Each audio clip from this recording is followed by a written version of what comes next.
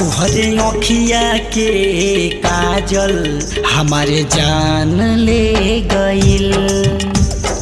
आप सुन रहे हैं सिंगर प्रीतम प्यारे को। तुहरे अखिया के काजल हमारे जान ले गइल।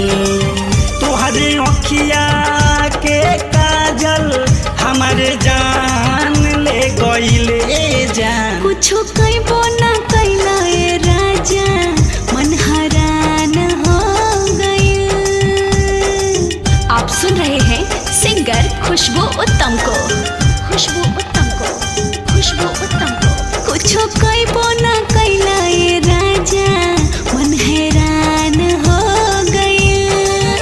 कुछो कइबो ना कइला ए राजा, मन हैरान हो गइल। कुछो कइबो ना कइला ए राजा, मन हैरान हो गइल। तुहरे अखिया के काजल हमारे जान ले गइल।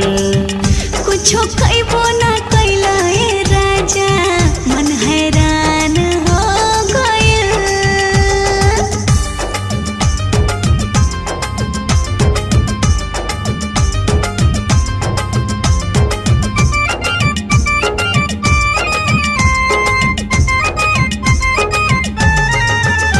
हे हे हे आहा हा।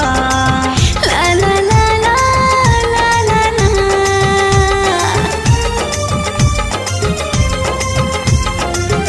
Music by Shams Jamil. Tang tang tang tang. Tang tang tang tang. आज प्यार के बारिश में भीग जाए दो आपन तन बदन। टच करबा जदी कर जाओ तो बिगड़ जाए और मन। आज प्यार के बारिश में भीग जाए दो आपन तन बदन। टच करबा जदी कर जाओ तो बिगड़ जाए और मन। तुहरा पौआ के पायल हमारे जान ले गइल। ये जान कुछो कइबो ना कइला ए राजा, मन हैरान हो गइल। कुछो कइबो ना कइला ए राजा, मन हैरान हो गइल। कुछो कइबो ना कइला ए राजा, मन हैरान हो गइल।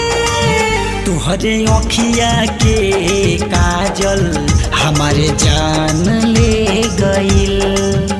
कुछो कइबो ना कइला ए राजा, मन हैरान हो गइल। आप सुन रहे हैं सिंगर खुशबू उत्तम और प्रीतम प्यारे को, संगीतकार शम्स जमील को।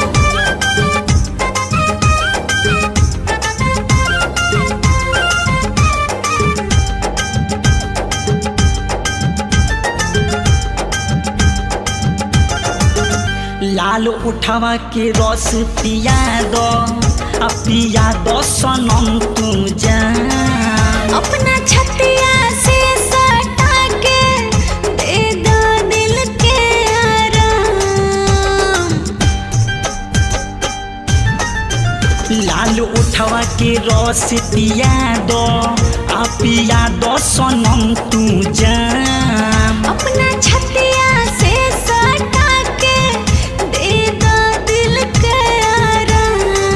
तुहर पौआ के पायल हमारे जान ले गइल। ये जान कुछो कइबो ना कइला ए राजा, मन हैरान हो गइल। कुछो कइबो ना कइला ए राजा, मन हैरान हो गइल। कुछो कइबो ना कइला ए राजा, मन हैरान हो गइल। तुहरे अखिया के काजल हमारे जान ले गइल। अच्छा, कुछो कइबो ना कइला ए राजा, मन हैरान हो गइल।